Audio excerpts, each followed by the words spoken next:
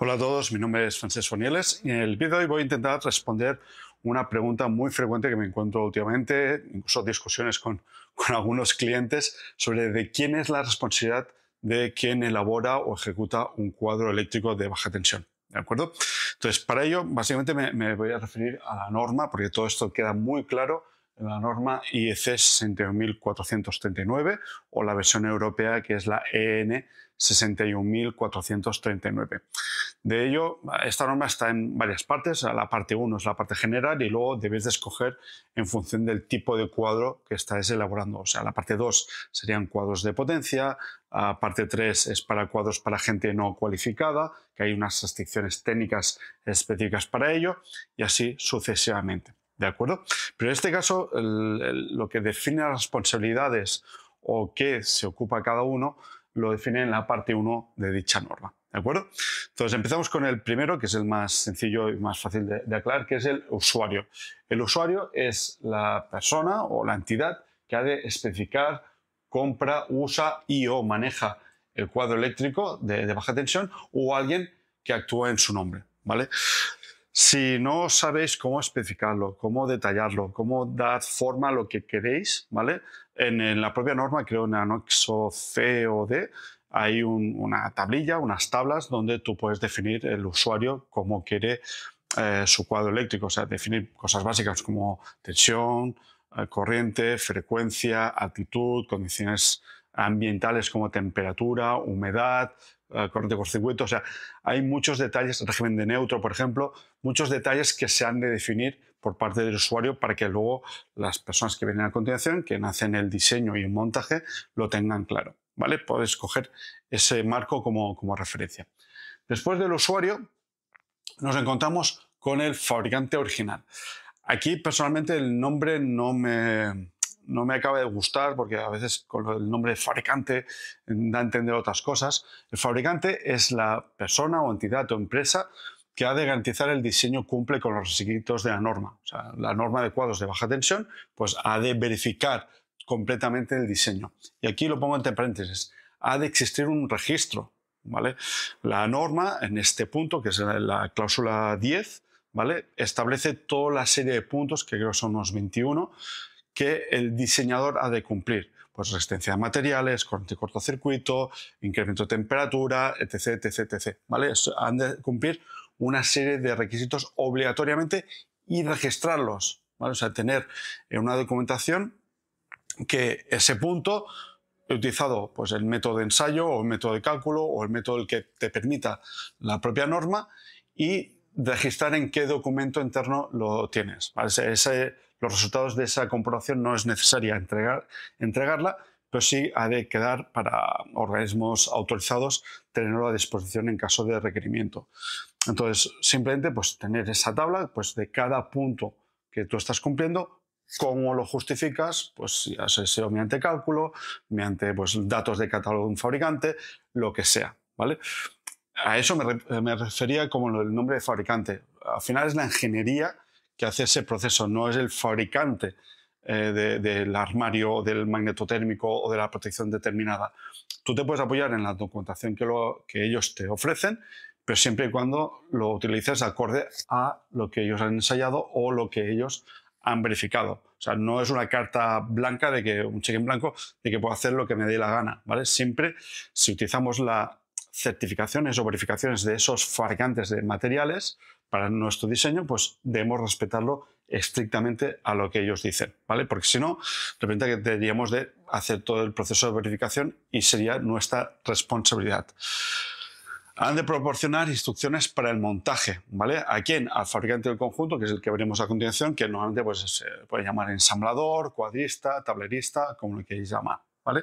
Pero al final es tener ese registro de todo ese cumplimiento. De hecho, incluso en la última versión de la versión europea de la norma de cuadros, hay el anexo ZZ, que ya te establece qué cláusulas de la propia norma te permiten hacer una homologación al cumplimiento europeo para poder hacer el marcaje C, la creación de conformidad, etc. ¿Vale? Por eso es muy importante. Y luego, por último, y no menos importante, el fabricante del conjunto. El fabricante del conjunto es la persona que al final ensambla todo el conjunto de baja tensión, que puede ser la misma persona, o sea, puede ser el fabricante original, o sea, quien haga la ingeniería y verificación de todo el diseño, también puede ser que sea que él fabrique, o pueden ser dos empresas o dos personas completamente diferentes, ¿vale? Por eso se separa en este término. Lo importante aquí es que el fabricante del conjunto, quien monta, toma responsabilidad completamente de todo el conjunto, ¿vale?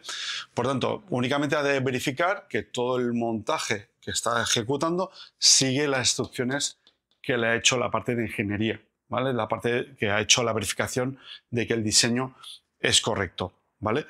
Luego sí que en la propia norma, en lo que es la cláusula 11, sí que te requiere que tengas un registro de la verificación individual, porque si tú haces un armario, pues lo haces 5 veces, obviamente tienes que verificar 5 veces que cumples con los requisitos de diseño, ¿vale? Confirma que se han seguido todas las instrucciones que te han dado el fabricante y, por último, ha de complementar toda la documentación técnica para el manejo, instalación, funcionamiento y mantenimiento del cuadro de baja tensión. Que esto, obviamente, normalmente el fabricante del conjunto se debe solicitar al fabricante original quien ha hecho la verificación de diseño. Si no es el caso, es responsabilidad del fabricante del conjunto hacer toda esa documentación. Y por último, hacer el marcaje CE del conjunto completo, porque lo está poniendo en el mercado, y conjuntamente la declaración de la Directiva de Baja Tensión de la Unión Europea, ¿vale? La declaración de conformidad EU que se denomina. Pero ambas han de ir ligadas a mano. O sea, tú no puedes hacer el marcaje CE sin hacer la declaración, ni puedes hacer la declaración si no es el marcaje CE. Eso en función de cómo se interprete el cuadro. Y toda esta documentación, el marcaje, la declaración, por ley estás obligado a disponer de ella durante 10 años. ¿De acuerdo? Bien, ahora viene el punto complicado, que es donde normalmente me encuentro más discusiones, que es que el fabricante del conjunto le dice, no, tú tienes que hacer este cuadro porque este cliente quiere hacer dicho montaje, el que sea, ¿vale? Y el de la ingeniería se lo pasa, tú me lo montas, tú haces lo que me dé la gana, ¿vale? Ojo con eso, para todos los que son escuadistas, montadores, instaladores, etc. La propia norma te lo dice en el apartado 10.1 de la norma de cuadros de baja tensión, que todos deberías de cumplir en este caso, te indica que si el fabricante del conjunto hace modificaciones, toma su propio criterio utilizar pues, este material u otro que no ha sido verificado, o lo quiere comercializar con su propia marca, o lo que sea, ¿vale? Él pasa a ser el responsable del diseño, ¿vale? Por tanto, ha de garantizar y registrar que todo el diseño ha sido acorde. O sea, tiene que comerse el marrón de verificar pues, los incrementos de temperatura, de cortocircuito, resistencia de materiales, disposición, compatibilidad electromagnética, etcétera, etcétera, etcétera, etcétera, etcétera, ¿vale? Por eso que, ojo, porque mucha gente los conoce, los que montáis cuadros y os dicen, no, pues tú móntame esto, el criterio que tú quieras, en verdad lo que estáis cogiendo es la responsabilidad también del diseño, ¿vale? Y eso pues, puede ser, pues, si no está bien documentado, no está bien hecho o hay responsabilidades, pueden ser pues, penas o requerimientos pues, leves, medianos o graves en función de cuál sea el incumplimiento que se ha hecho de dicha norma, ¿vale? Sobre todo, que os quede muy claro este punto. Bien, para finalizar, voy a ilustrarlo con un ejemplo, aunque no sea del sector eléctrico, para que todos lo podáis entender, ¿vale? Pongamos el caso que tenemos un restaurante y tenemos un usuario que tiene hambre, quiere comer, pero te dice que tiene alergia, pues, o sea, al marisco, los cacahuetes y no le gusta la sal, ¿vale? Por lo tanto, es el que está especificando cómo quiere su producto. Entonces, dentro de una cocina, pues tendremos el chef, que es el que prepara o que diseña y garantiza pues, que el plato que va a hacer va a cubrir todas las expectativas que tiene ese usuario, ¿vale? Por tanto, no le va a poner todo aquello que le puede hacer daño o que puede ser peligroso o cosas que pueda requerir.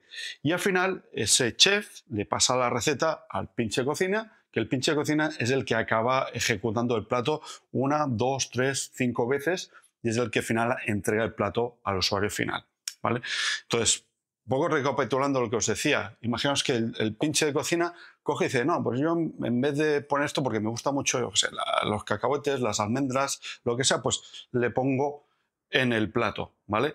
¿Qué pasa? Que por desconocimiento puede afectar al usuario y él está tomando las decisiones que no están en la receta que ha hecho el jefe de cocina. Por tanto, ese cocinero pues pasa a ser responsable de todo ese plato y si sucede alguna cosa pues se la carga él, ¿vale? Eso de forma ilustrativa para entender, resumiendo mucho, el nivel de responsabilidad de cada uno de los usuarios. ¿De acuerdo? Bien, espero que os haya aclarado este apartado, es un poco complicado y nos vemos en el siguiente vídeo. Hasta luego.